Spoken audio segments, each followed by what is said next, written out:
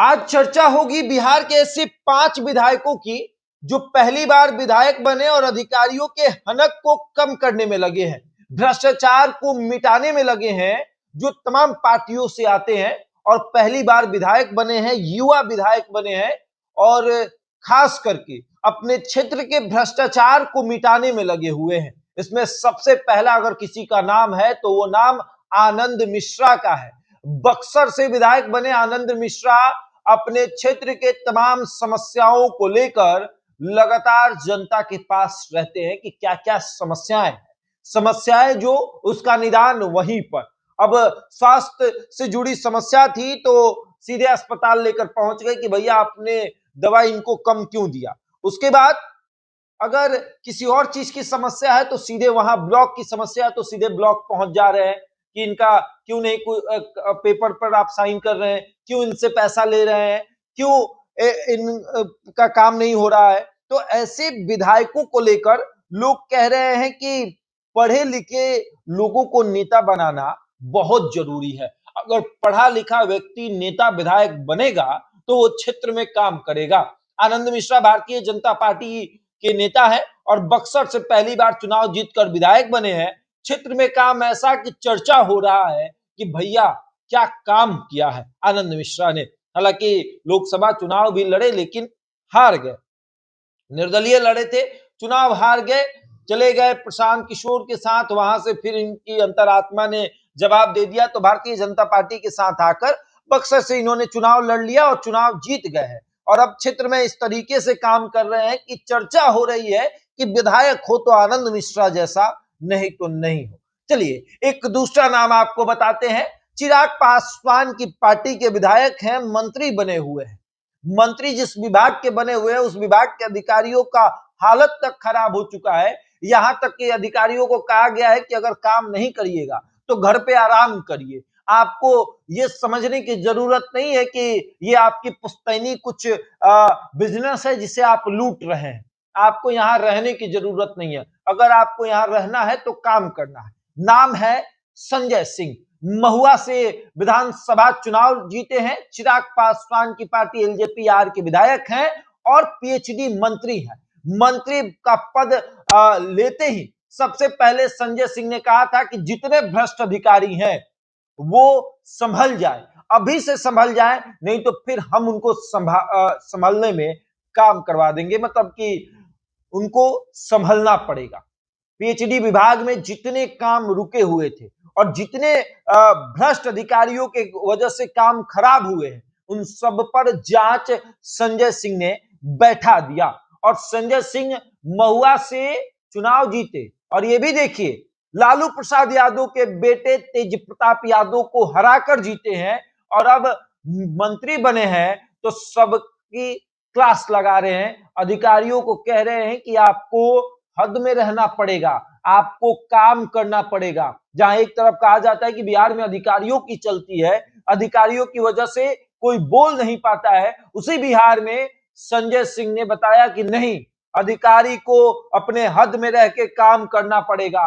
PhD विभाग में जितने काम रुके हुए हैं उसको ठीक से करना पड़ेगा और खास करके जो ठेकेदार सही तरीके से काम नहीं करेंगे उनको ठेका नहीं दिया जाएगा, ठेकेदारों की नहीं चलेगी। और फिर तीसरा नाम इसमें आता है विशाल प्रशांत का।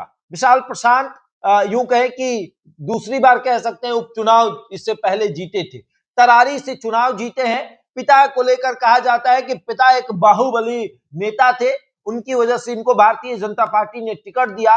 और तरारी के विधायक विशाल प्रशांत अपने क्षेत्र में अपनी हनक की वजह से जाने जाते हैं। अधिकारियों और काम करने वाले सरकारी कर्मचारियों को कहते हैं कि काम करिएगा तो क्षेत्र में रहिएगा, जनता को परेशान करिएगा तो उठाकर फेंक देंगे, आपको पता भी नहीं चलेगा कि आप कहां गए। आपको हमारे क्षेत्र में रहना है तो काम करना पड़ेगा। अधिकारियों का हालत खराब करने में विशाल प्रशांत सबसे आगे है। अगर अधिकारी काम कर रहा है तो हम उसके साथ हैं, अगर अधिकारी अपनी हनक दिखा रहा है और काम नहीं कर रहा है तो फिर हम उसके बाप हैं। और देखिए विशाल प्रशांत को लेकर ये काफी एक कहानी बनी थी कि पिता बाहुबली है तो एक परिवारवाद को जन्म दिया गया, लेकिन परिवारवाद वहां अच्छा लगने लगता है जब परिवारवाद से निकले कोई व्यक्ति जो है वो जनता के लिए काम करता है। तो विशाल प्रशांत को लेकर कहा जा रहा है कि वाकई में विशाल प्रशांत एक ऐसे नेता हैं जो क्षेत्र के काम के लिए, क्षेत्र में किस तरीके से काम हो इसके लिए जाने जाते हैं। कई सौ करोड़ के प्रोजेक्ट को लेकर अपने क्षेत्र चले गए। सड़क, पानी, बिजली, शिक्षा, स्वास्थ्य सब पर काम करने वाले विशाल प्रशांत की चर्चा काफी तेज हो रही है। उसके बाद एक महिला नेत्री की हम बात कर रहे हैं जिन्होंने बिना किसी पुरुष के सहारे अपने बलबूते पर चुनाव जीता। नाम है करिश्मा राय। आरजेडी की परसा से विधायक बनी करिश्मा राय, पहली बार विधायक बनी है और अपने बदौलत इन्होंने चुनाव जीता है। और करिश्मा राय के बारे में कहा जा रहा था कि इन ये कैसे चुनाव हरा देंगे। छोटे लाल राय को चुनाव हराकर करिश्मा राय इस स्थिति में जहां आरजेडी के बड़े बड़े धुरंधर चुनाव हार गए, उस स्थिति में करिश्मा राय चुनाव जीती हैं। और क्षेत्र में अधिकारी हो, कोई भी हो, आपको मनमानी नहीं करने दिया जाएगा, करिश्मा राय का ये मानना है।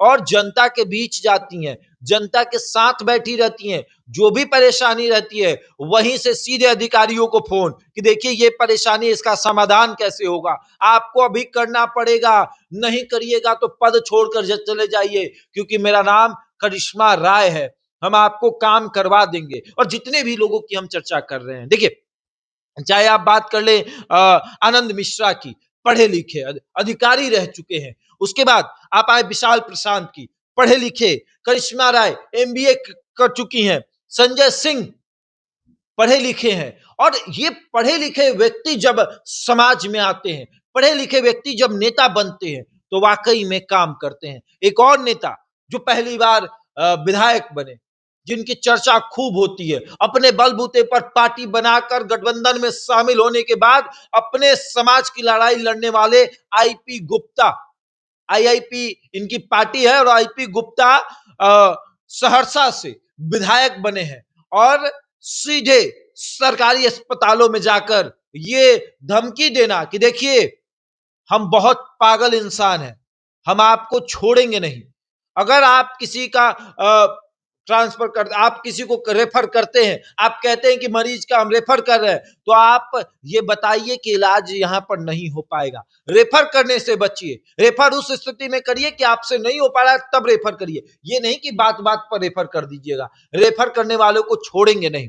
उसके बाद स्वास्थ्य हो, शिक्षा हो, हर जगह जाकर आईपी गुप्ता अपनी हनक दिखाकर कह रहे हैं कि आपको काम करना पड़ेगा, नहीं तो फिर भूल जाइएगा कि आप सरकारी अधिकारी हैं, आपको बैठना पड़ जाएगा और हम आपसे काम करवाएंगे। तो बिहार ने यह भी देखा है कि एक तरफ ऐसे ऐसे भी विधायक बने हैं जिनको कुछ पता नहीं है, ऐसे ऐसे लोग मंत्री बने हैं जिनको अपने विभाग के कामों के बारे में पता नहीं है, अनपढ़ है, पढ़े लिखे नहीं है।